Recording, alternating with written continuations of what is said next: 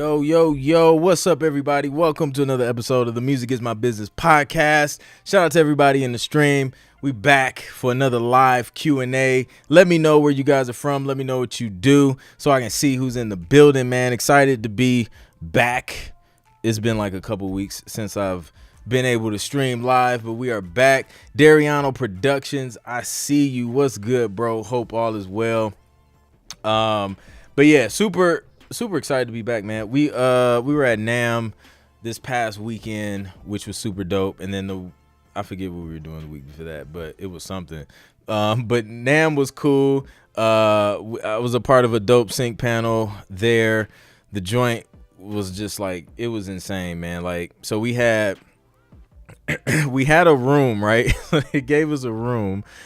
The capacity of the room was, I think it was like around 100.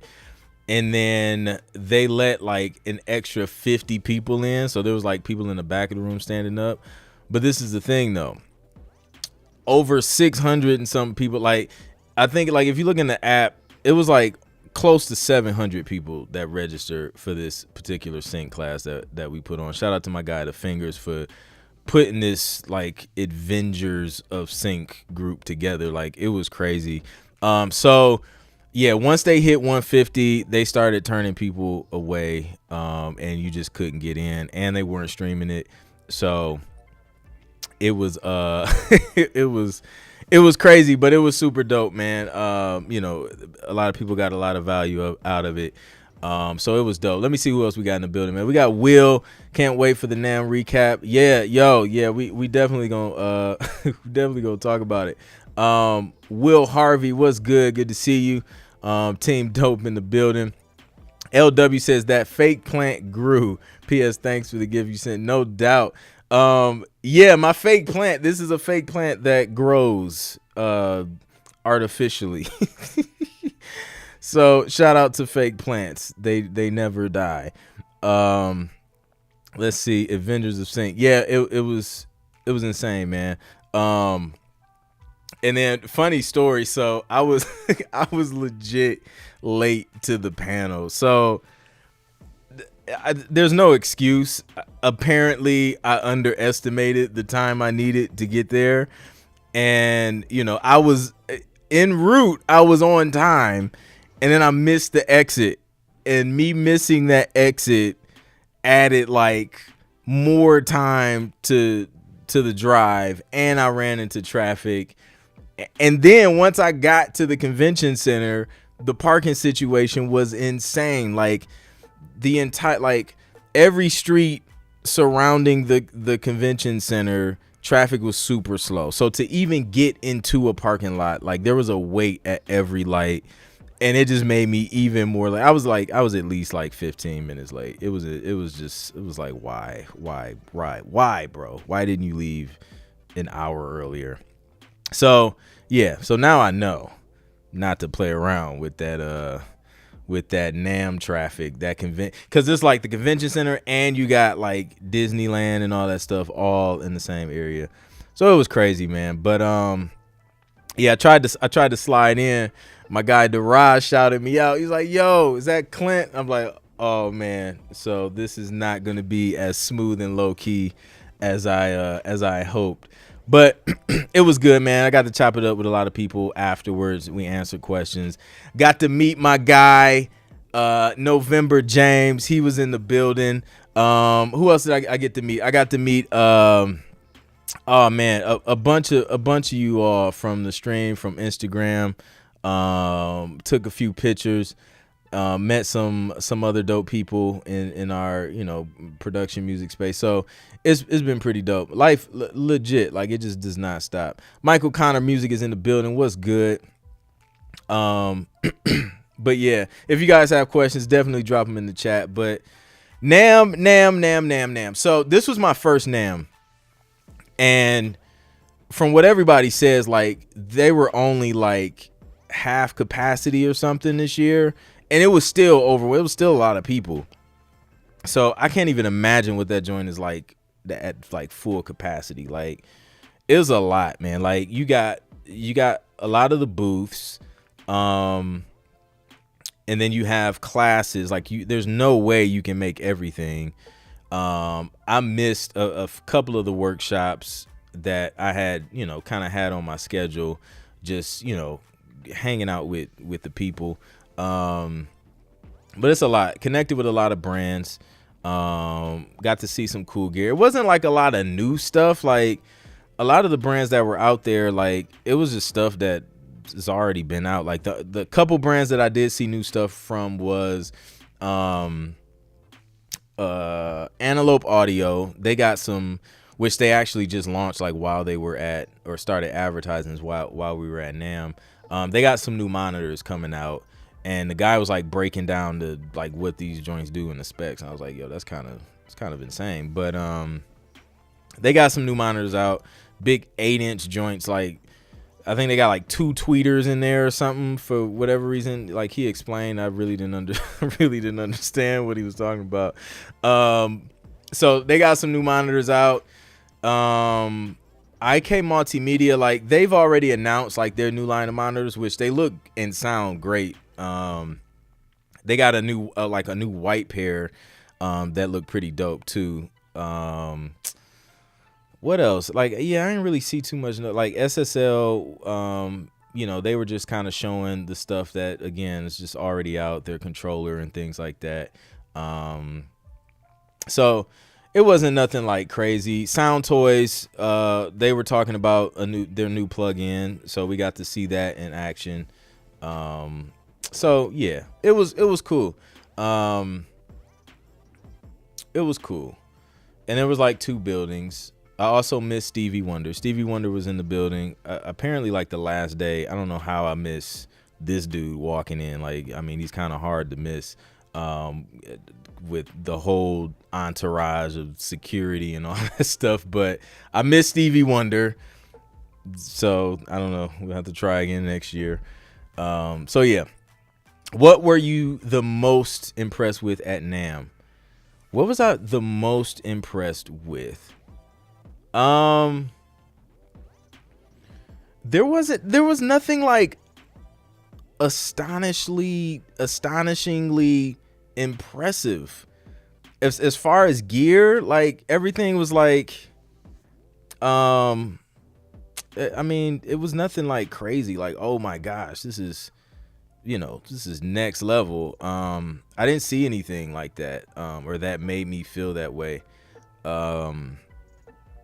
I went to this food truck though, and I got a chicken sandwich and some fries. They put sugar on the fries. Absolutely horrible choice to put sugar on fries. I don't know why there was sugar on the fries. There wasn't sugar on the chicken sandwich. The chicken sandwich didn't have that much flavor as well. But they put sugar on the fly. Like I ate it. I'm like, man, like, I'm not thinking about it, but I'm like, something was different about the fry. So I was like, let me get a couple more. Like, let me bring this back one time and see like what's going on, because I didn't fully understand it with that first fry or two. And then I ate the 4th fry, and I was like, no, this is not the way it's supposed to be. I want my fries salty, man. I don't know what that was about. So I had sweet fries, which is weird, like sugar on the fries. It was like, it was weird. I did not see the Expressive E Osmos keyboard. I did see Rhodes new Rhodes. So it's basically, it's like their vintage suitcase electric piano or whatever, except it has effects on it that you can apply in real time, which was kind of cool. Like, I personally don't know if I would use those effects, because I don't know, I just like straight Rhodes, like none of the extra effects and stuff like that. But it looked dope. Like it was like this nice orange, so it looked dope. But yeah, that was cool. I thought they were going to show the MPC XL. Nah, not at all. I don't even think they had a booth there. Like there was like a lot of like you had your few like, you know, big popular audio brands, but there were a lot that you know just wasn't there. So that was interesting. Never heard of sugar fries, and it's something that should have never happened, to be honest with you. Yeah, exactly. Akai was never there. That's the thing, LW. Like it wasn't even like a funnel cake fry. Like funnel cake, I love funnel cake. I'll eat that all day and night. There's a movie theater that we go to. They have funnel cake fries. Amazing. I get them every time. But these were like regular fries with seasoning and sugar. It was like let's throw some Laris on there, but then let's also throw this sugar on there. It was like, why would you do that? So it was weird. Let's see. If I have a tune on company called Funky Jam, which is earning royalties, and then I pitch it to company B, who register it as a different title with my pro, what happens? On company A. So company A and company B both have to be non-exclusive. If they register it as a different title, then you'll probably see, well, depending on what kind of royalties those are, but you'll see royalties for both titles. Like once company B starts placing that title B, then you'll see royalties under the title B, and then the royalties that you're already earning, you'll see usually, you know, you'll see those under like the first company A. Now sometimes depending on the kind of tracking that's going on, sometimes you'll see royalties under the other title as well. It just depends on how they're tracking that stuff. But usually if they're going off cue sheets, then they're just gonna, you know, credit those royalties to the title that was on the cue sheet. So that's how that usually works. And that's how, you know, when it was like a lot of non-exclusive companies around in sync, that's how it would be done. Like they would just retitle it and then, you know, pitch it under that new title, so they kind of know who to pay and, you know, all that stuff, publisher wise and writer. Well, of course you're still going to get it as a writer either way, but yeah. Dariano, yo, shout out to Dariano, got like another placement. So shout out to him and OE, man. OE bangers getting these sports placements out here. But it's so hard trying to figure out how to word it. It's a super complex situation. Oh man. Yeah, I guess if you find the words, yeah. Sometimes it's just hard to explain stuff. So yeah. Let's see. We got dimensional relativity. What's good? Yeah, it was dope, man. I make music for movie and PIMS. Let's go. That's the elevator pitch. The word on LinkedIn is that you stole the show at NAMM. I didn't steal anything, man. I unintentionally showed up late at the panel, and then I got shouted out as I was walking in. I was trying not to disturb the existing conversation. I was just trying to shimmy on up there and just kind of quietly slide on the stage. And then yeah, it kind of went crazy from there. So let's see. Let me catch up here.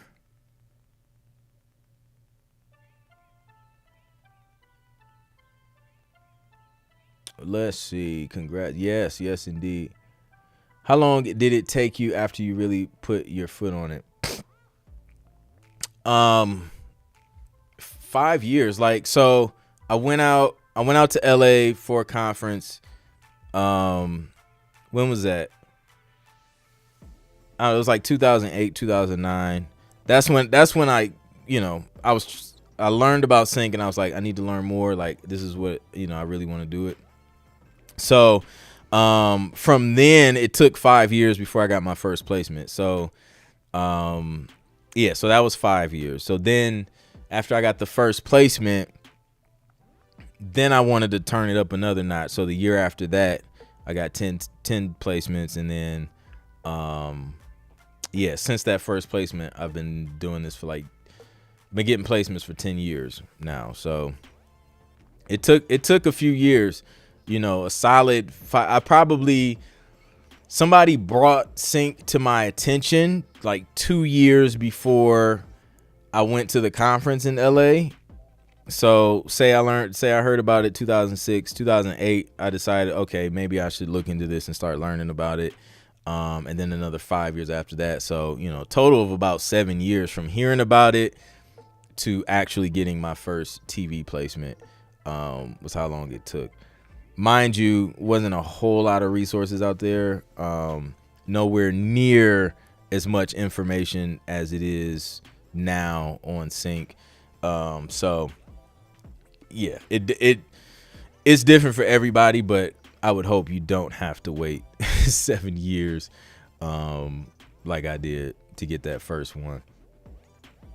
Have started pitching the Cinematic Afro Beats album playlist, praying for success and favor. Let's go. Definitely keep us posted. I'm interested to see how that goes. Attended a masterclass of yours recently. Good to be back, getting more knowledge. Let's go, man. Appreciate you. We got to run that masterclass back. I ran into somebody at NAMM who was there, and they got a ton of value. So we're gonna do it again. I gotta look at my calendar and see when we can do another 4 hour, 5 hour if you were a VIP, because that was fun, man. We had a good time. Beats for TV Live. If you worked with a publisher who pitched to another publisher for placements, would it be okay to reach out to the pitching publisher if you no longer have ties to the original publisher?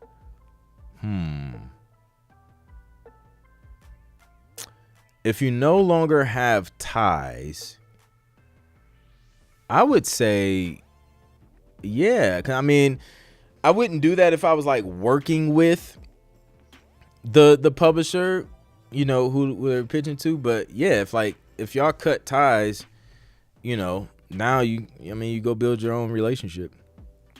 Unless you signed an agreement that, prevents you from doing so for whatever reason. But yeah, absolutely. When you first started, did you tweak your sound for sync or start making beats for sync from scratch? Oh, I absolutely tweaked my sound. I was doing a bunch of neo soul, R&B, pop stuff. I had to tweak my sound a lot, especially because I used to love ballads, slow stuff, and it just wasn't getting requested a lot in sync. So absolutely had to switch it up.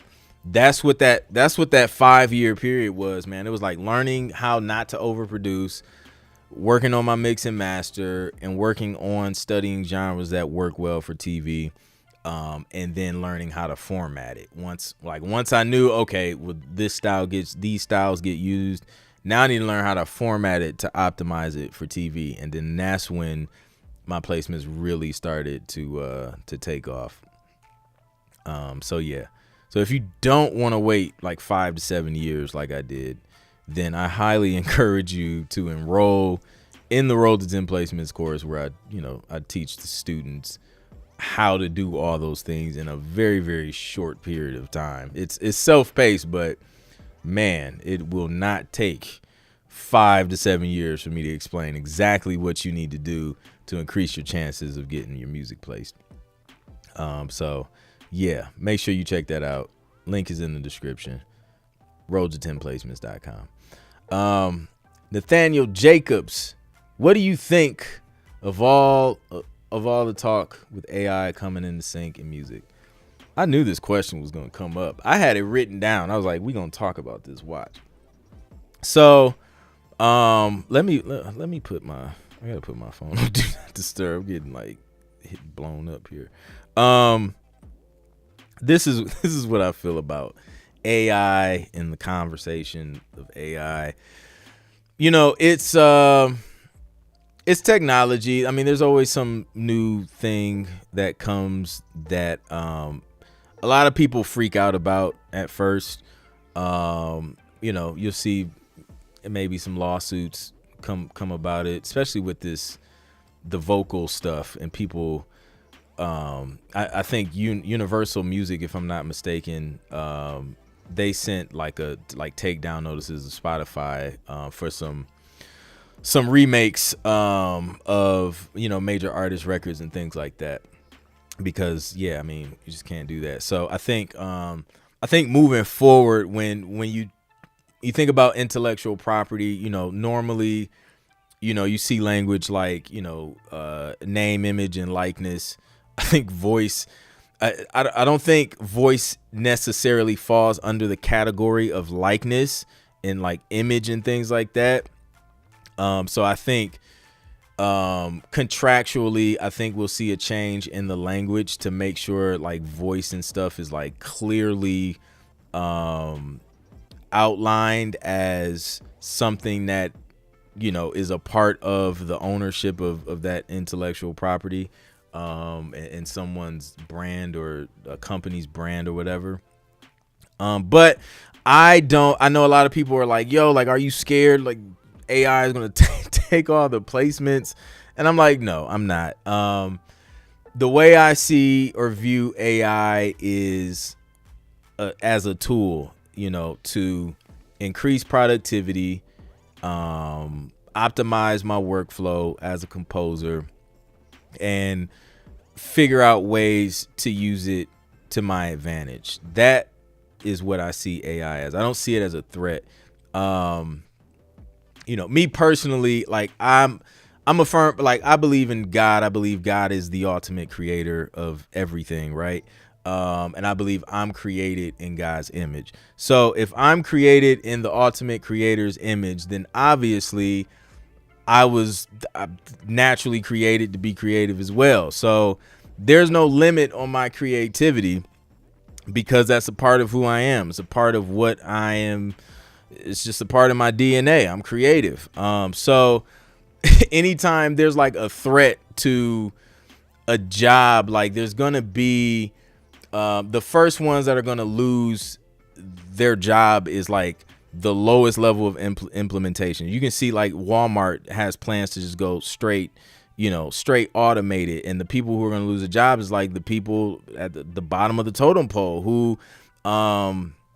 who's just implementing things. Like anybody can come in and ring up a grocery item, but who is the person like giving AI, directions and prompts that can output the things that it needs to output? It's going to be the people who are creative. And then if it did take my job, guess what? I'm going to create another job. I'm going to create something that gives value to other people, so that I'm still able to create income, because like there's no limit on my creativity. So that's how I view it, man. Like it can't out create a person that's built to create or something. You know what I'm saying? Like it can't happen. So I'm not threatened by it. I feel like it's a tool. I'm going to use it as a tool, and I'm going to use it to get more done in less time.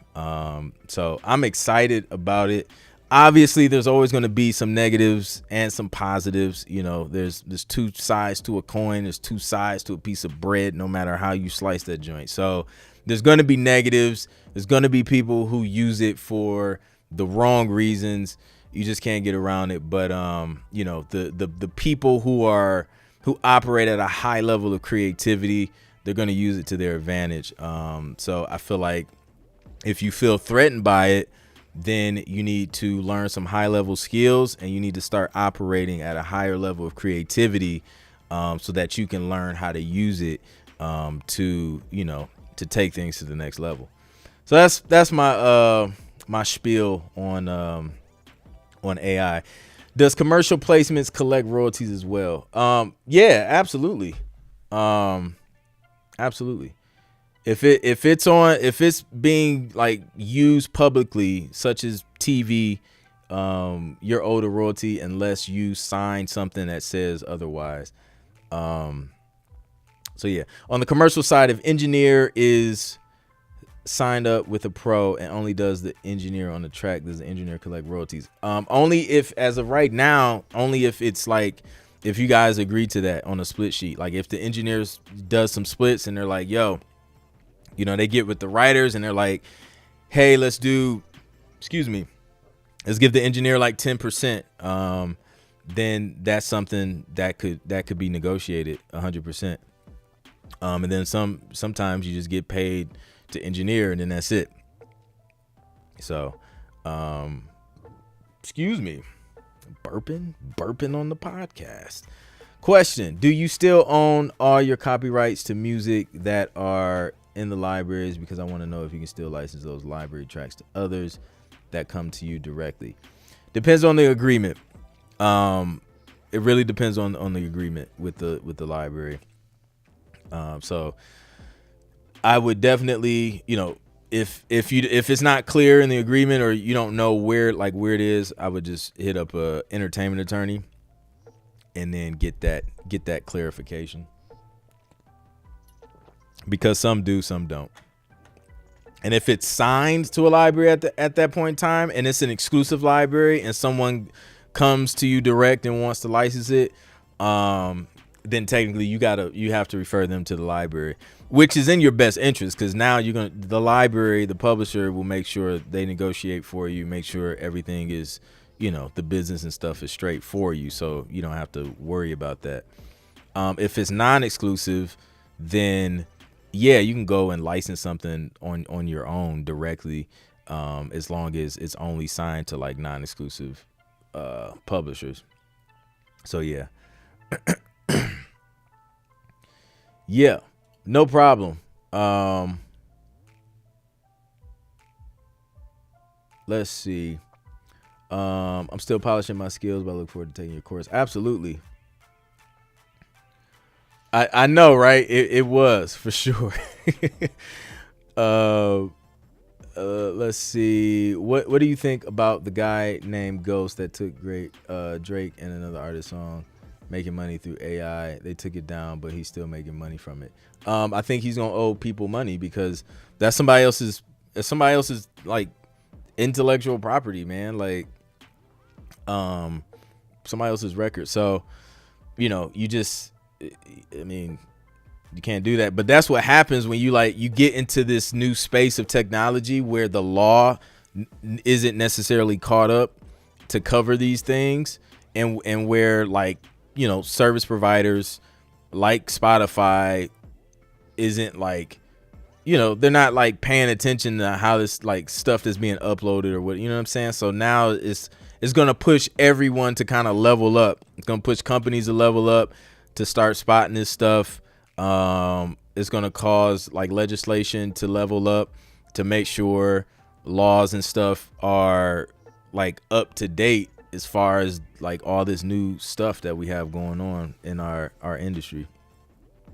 So yeah, did you ever find yourself, once you develop your sound, once you develop your own mastering style, creating tracks with similar melody or bass lines? And when you did, do you have a system used to help you break those times? No, not really. And then, I mean, sometimes, no, I've never really struggled with that. But what I will do is I'll use the same sounds and just play a different melody. But no, I've never really struggled with, you know, with finding new melodies or bass lines or things like that. How long does it take for a music publisher to register your instrumental with your pro? It depends. You know, I mean, I've seen it happen quick. I've seen it take a few months. So it depends. It's different for everyone.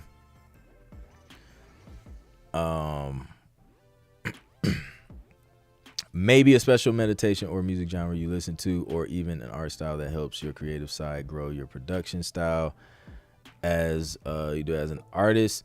Man, shoot, the references from the briefs that they send me, that's usually what I'm listening to, because I feel like that's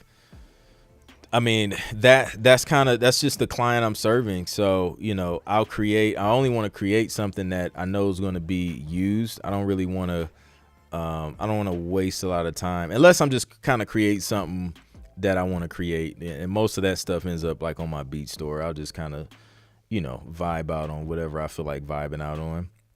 But most times I'm tied up, on working on specific projects that are asking for specific styles of music. So yeah.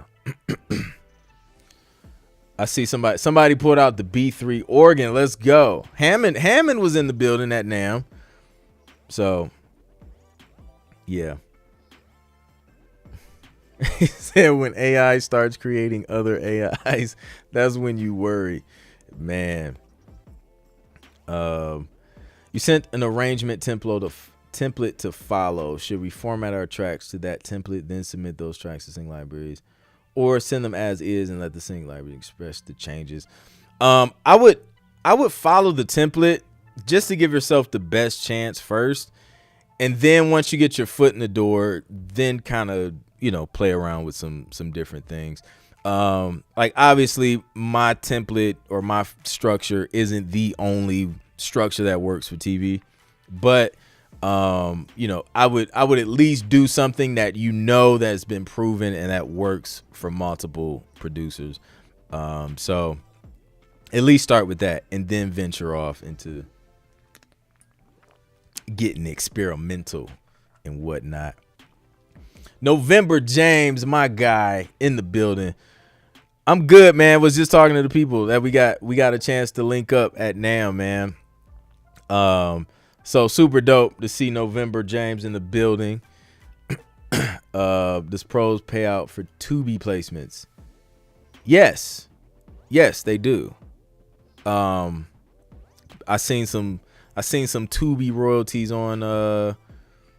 Wait, did I see those yet? No, yeah, I think I did. Yeah.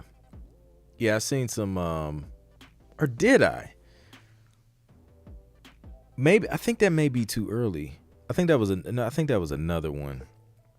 I'll have to see. I'll have to double check because I know that that Megan, the Megan and Prince Harry placement that I got that was like on TMZ. I think that aired on Tubi first. So I don't think I've seen royalties for that yet because of when it got placed. So we'll have to see. But I feel like it would be just like any other streaming services, pennies that you get from like Netflix and Hulu. It's a shame. Like they need to fix that. It's just ridiculously low.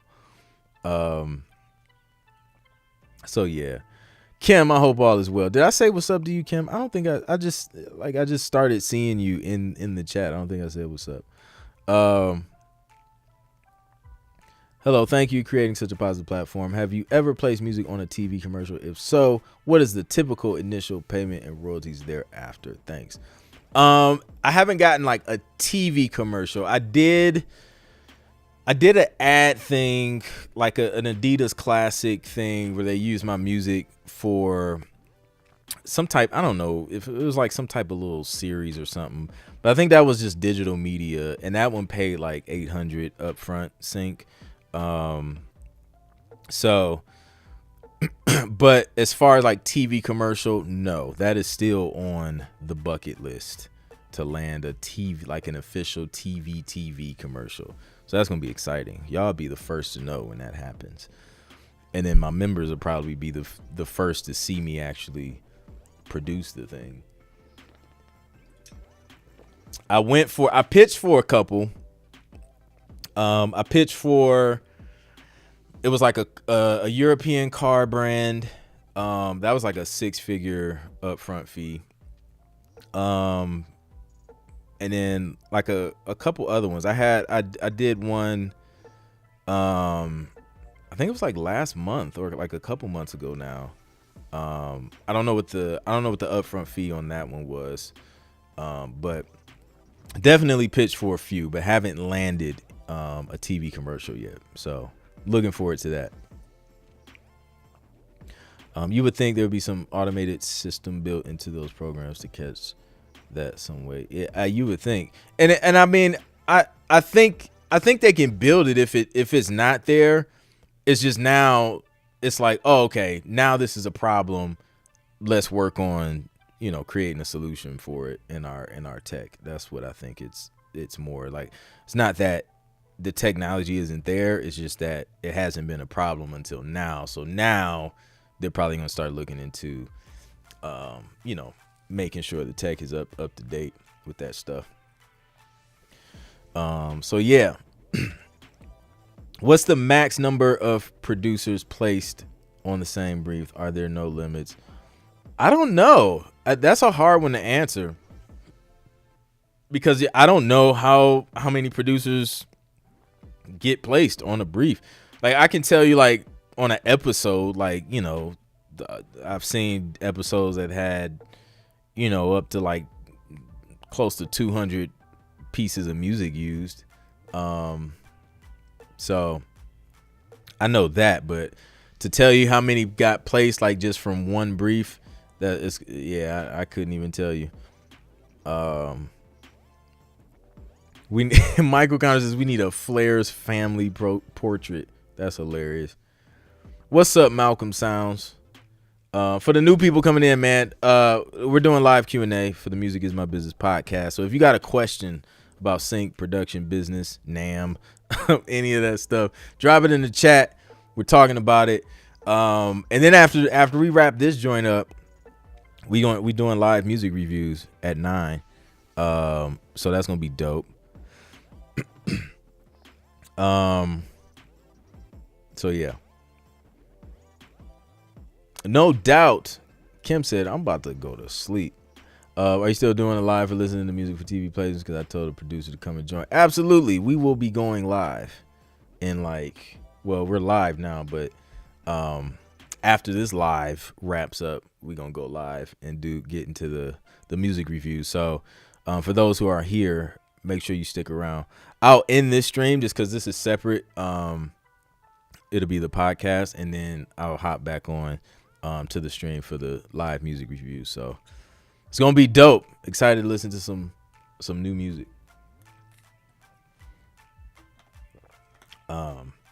So yes, indeed. I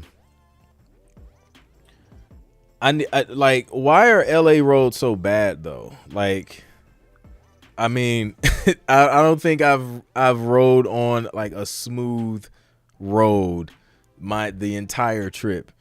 It was like I didn't expect that. Like, I'm from the Midwest, like, and I've rode on like way smoother roads in Ohio than I did on the West Coast, where it's like y'all don't even have like legit winter. Like, why are these streets this bad?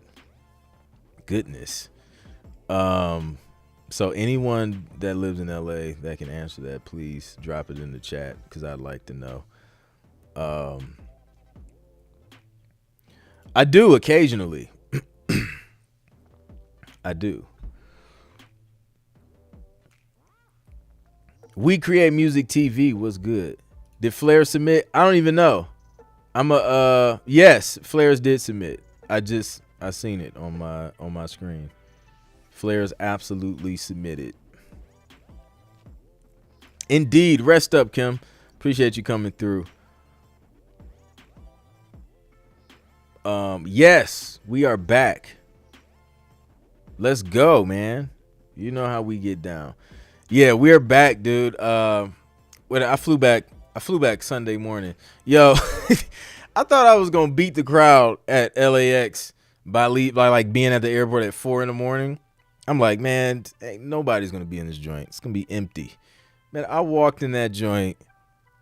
I didn't have to check a bag, thank God, because Yo, if you had to check a bag, dude, that line was insane. I was like, why? Why are so many people up? It's 4 a.m. It's like the middle of the night. Why are you here? That was interesting. So yeah.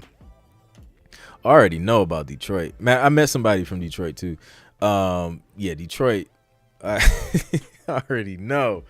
Man, coming from Toledo, going up to Detroit and back, going up 75, bro. Like, man, I thought I almost tore my dang on, like, anything that makes the vehicle operate underneath the vehicle. Like, I was just like, it's all gone. Like, it no longer works after driving these streets. It's crazy, man. Always, man. I was surprised because even Atlanta, with like Atlanta being like the busiest airport like ever, like I feel like even Atlanta has, like, you come at a certain time, it's just gonna be like, ain't nobody in that joint. The people in LA, they was just like, we will be up early today. It was just everyone's mission. What's up, Immaculate? LW says, where's the November James submission? Long overdue. It's never too late, C Noise. Never too late. But the instructions will be on the live stream once we start streaming in like 15 minutes. For the music reviews, you'll see it in the description. So yeah.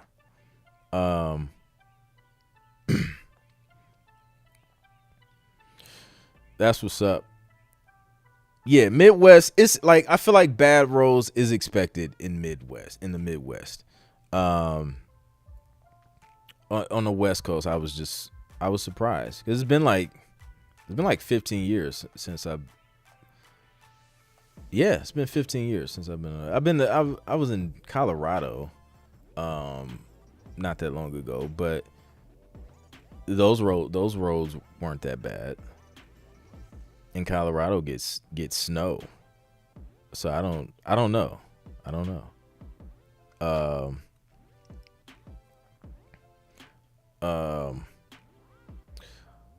Go over the filming details about the Go Merc dudes in Call of Duty. Somebody about to get that business in Call of Duty from We Create Music TV. Indeed, man.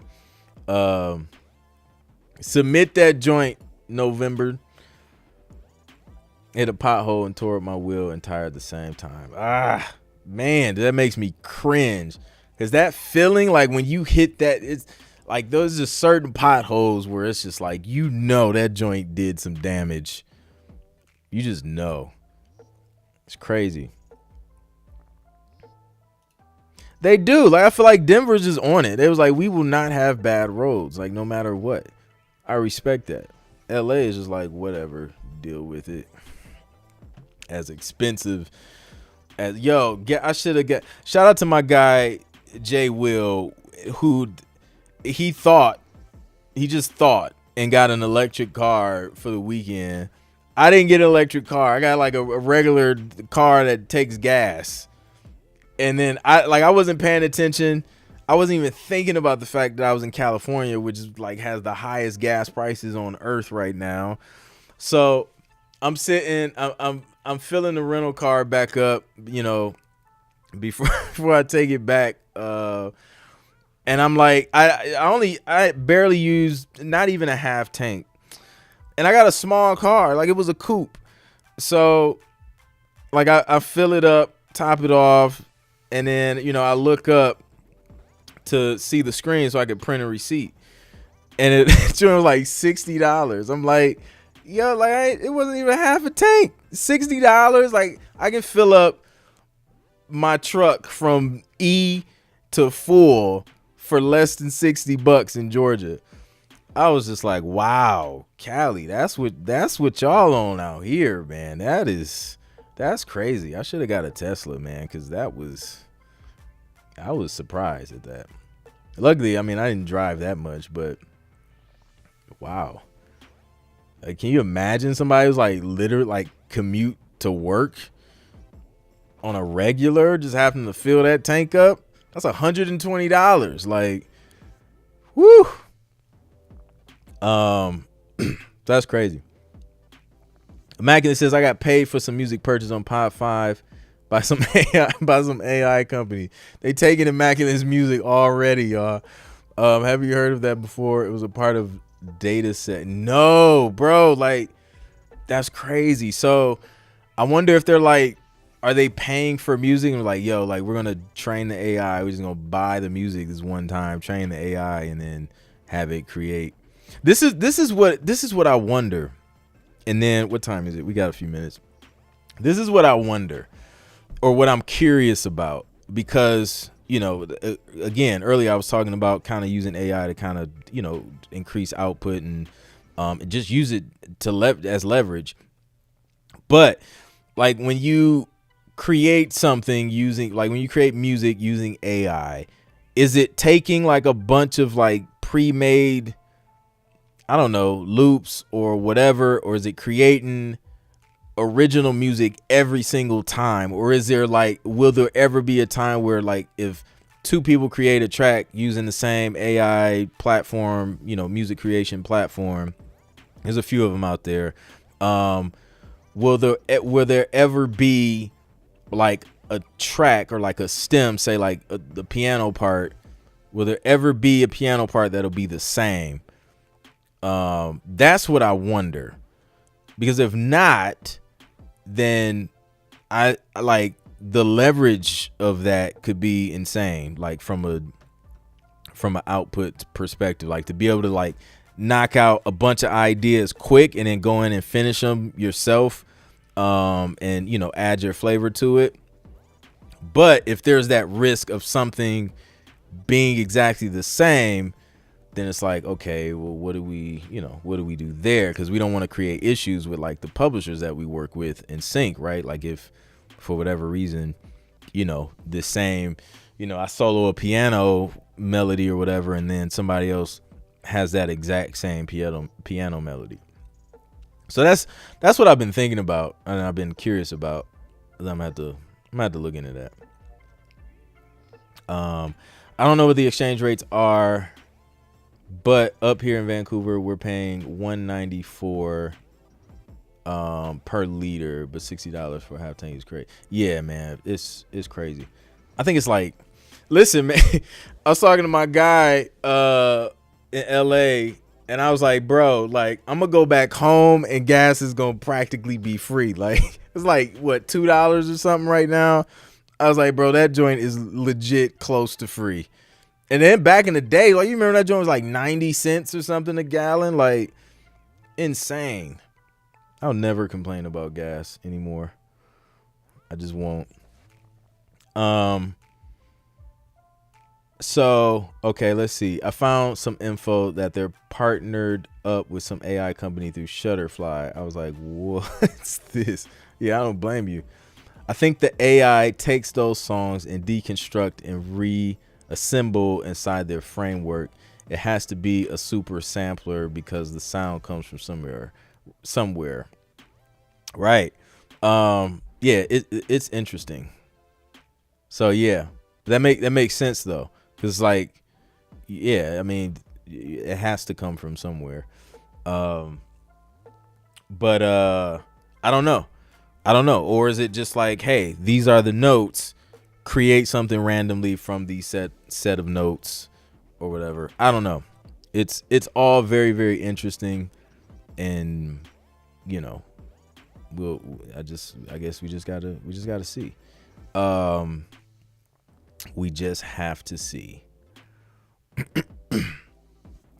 So, yeah. What other questions we have? I probably got time for like a couple more, and then we're gonna take a quick break, and then we're gonna come back for the live music reviews so we can listen to some dope music, because I'm excited. It's been 2 weeks since we reviewed some music to see if it's ready for sync. So, yeah. Filling up my grandmother's Ford Escort in the 90s for $7, bro. Like, crazy, man. Like, $7 to fill up a tank. It's amazing. Remember those days. Yeah, man. Like, you used to be able to give somebody like $5 and like, boom, like you're good. You put 5 in the tank, you can go some places.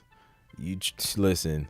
You could in Cali, you put 5 in the tank, you still gonna be stuck at the gas station. Like, it ain't gonna even be enough to get a whole gallon.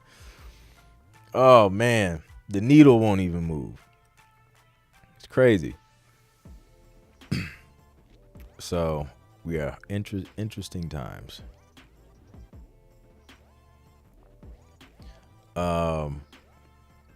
Yeah. What else happened at NAMM? Ran into Sanjay C and his wife. Super dope people. His content is fire. If y'all don't follow his YouTube channel, follow him. Man, listen, Khalil, I was somewhere, I don't know, I was in the fancy neighborhood or something, because that joint was definitely almost $6. And then I got on another side of LA, and it was like a whole dollar and some change cheaper. I was like, wow, I filled up on the wrong side of town. But it was right where I was like dropping the car off. So I was like, yeah, it was like one of those convenience things. So yeah. Fun stuff. I'm glad though, because at first I was gonna have an SUV, because we were gonna take the whole fam out, and then we kind of changed our mind on that because my wife has some stuff going on here, so she decided to stay back. So then I just went. So I was like, well, I don't need a whole SUV, so I just got a car. And then I was thinking back, like, man, I wonder what would the price be to fill up a whole SUV. And I know if we would have had the fam, we would have probably drove a whole lot more. So that would have been interesting. The Fingers. This is the man that put the whole joint, the whole panel together, man. Shout out to The Fingers. Make sure y'all follow him. Toss me into this live. What's good? No doubt, man. Appreciate you putting that joint together. Khalil, you should have came through, bro. It was dope. 135. See, that's insane, man. Best food you had in LA. I was just telling the people about those fries. I was highly disappointed from that food truck, man. They put sugar on the fries. Like, don't ever put sugar on fries unless it's a funnel cake fry.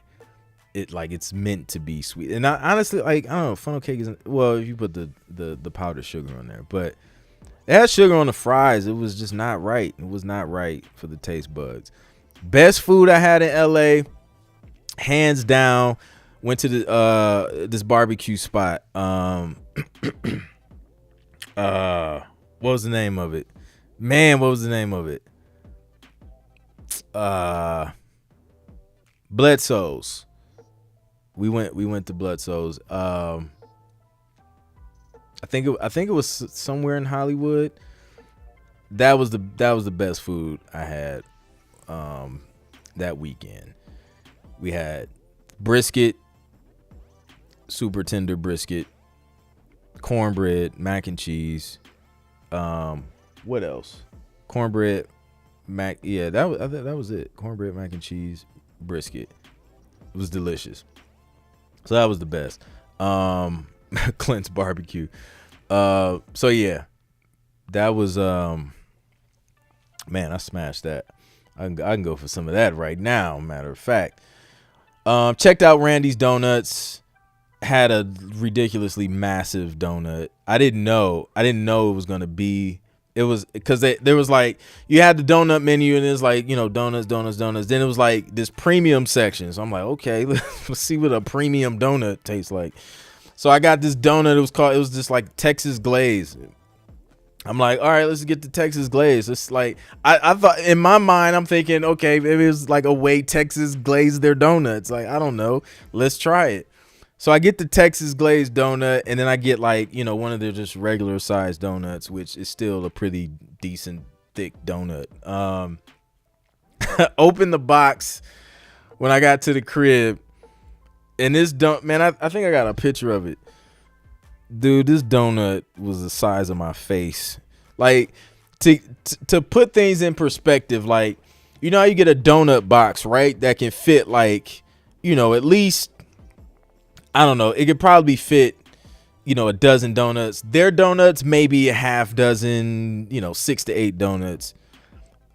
The Texas glazed donut took up half of the box. Dude, I was eating that donut all day. Like, it was just, there was no way. Look at this, man. So this is the donut. This is the donut next to one of their quote unquote regular size donuts. And then that's just like a regular donut box. It was massive. It was good though. But